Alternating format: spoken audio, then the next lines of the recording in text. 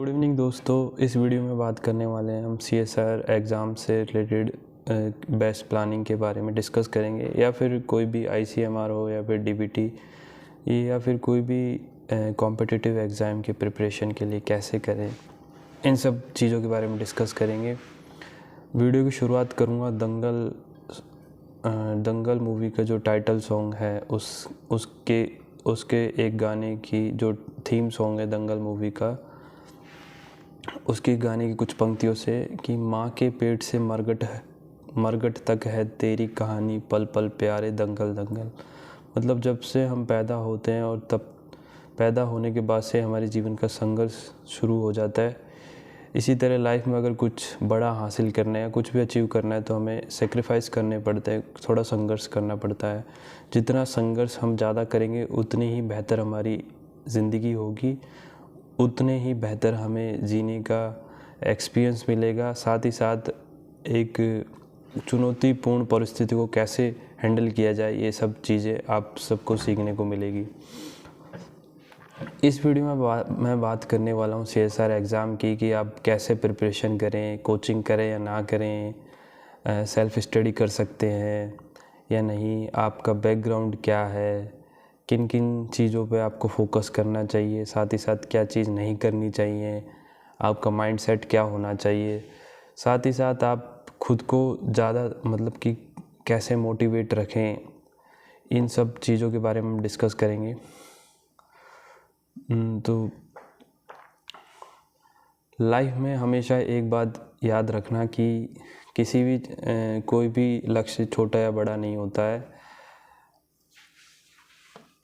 और अपने इस CSR एग्ज़ाम को क्रैक करने के लिए आपको सबसे पहले आपके बेसिक क्लियर करना पड़ेगा। बेसिक क्लियर करना बहुत ज़रूरी है। बेसिक लाइक आपको पता होना चाहिए कि जो बेसिक मॉलिक्यूलर बायोलॉजी है, कि जीन रेगुलेशन का कॉन्सेप्ट, या फिर DNA रेप्लिकेशन, DNA की स्ट्रक्चर क्या होती है, DNA पे कौन सा चार्ज होता है, प्रोटीन क्या होती है, DNA से ट्रांसक्रिप्शन कैसे होगा, ये सारी चीज़ें, बेसिक चीज़ें आपको क्लियर होना चाहिए। इसके लिए आप NCERT पढ़ें।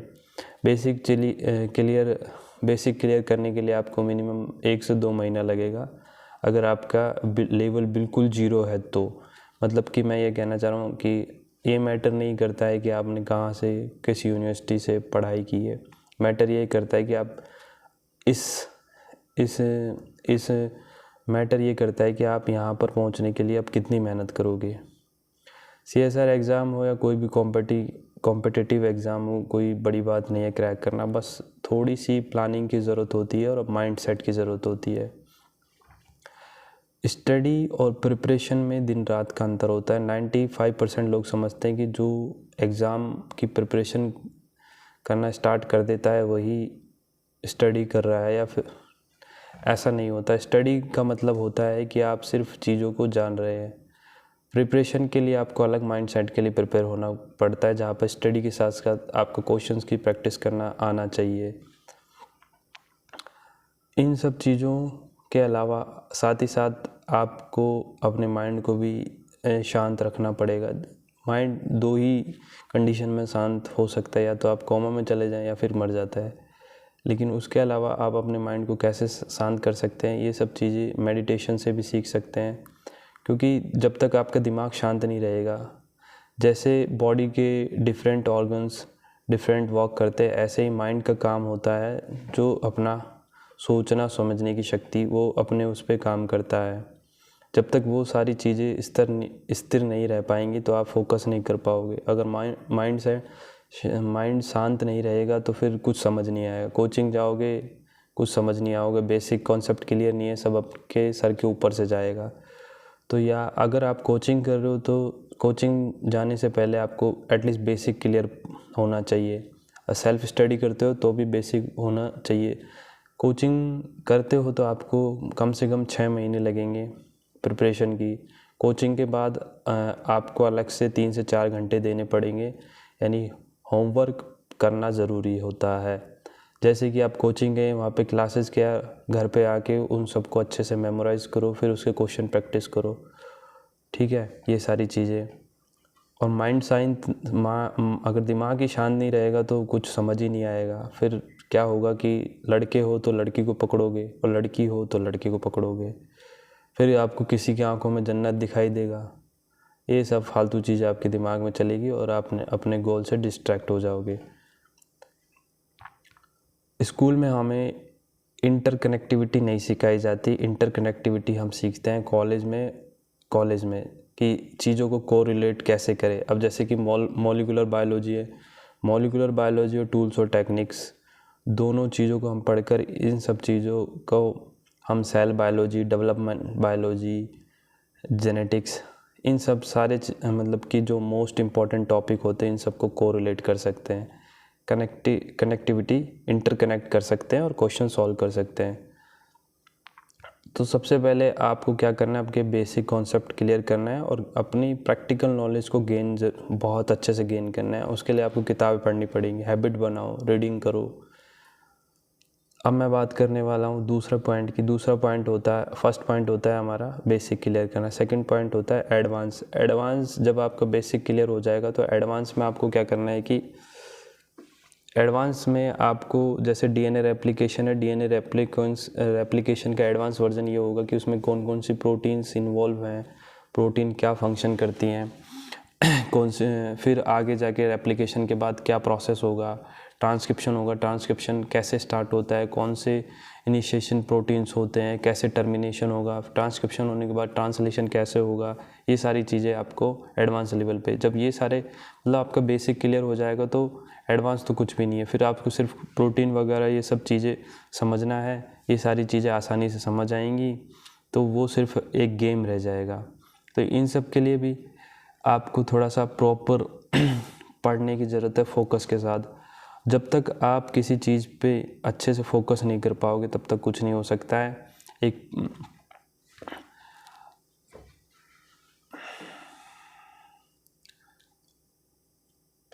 और सारी कोचिंग अच्छी होती है, सारे टीचर्स अच्छे होते हैं, डिपेंड करता है कि आप कौन से टीचर से क्या ले रहे हो। वैसे तो इंटरनेट का ज़माना है, सब चीज़ इजीली अवेलेबल है, तो लेकिन उन सब चीज़ों को रिफ़ाइन करना पड़ेगा आपको। और साथ ही साथ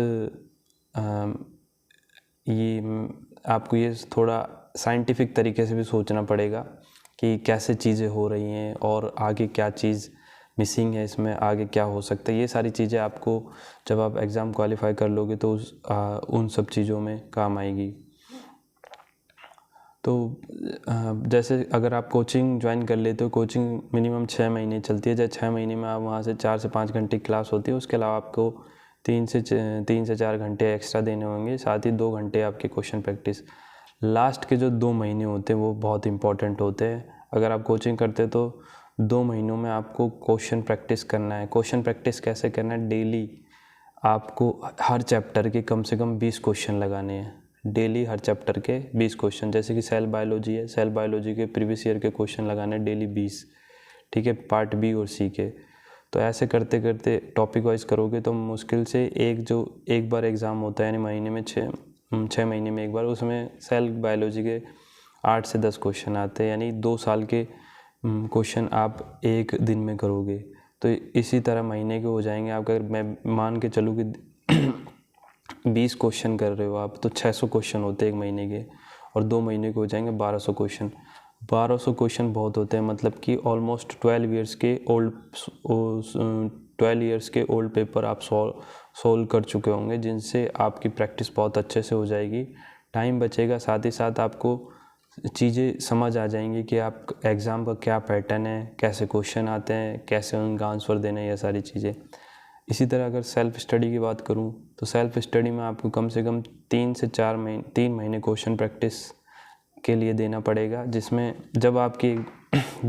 आपको यही हर दिन क्वेश्चन लगाने हैं 20 क्वेश्चन। तो इसी तरह 3 महीने में आपके हो जाएंगे 1200 क्वेश्चन, नहीं 3 महीने में आपके हो जाएंगे 1800 क्वेश्चन, जो कि बहुत ज़्यादा होते हैं।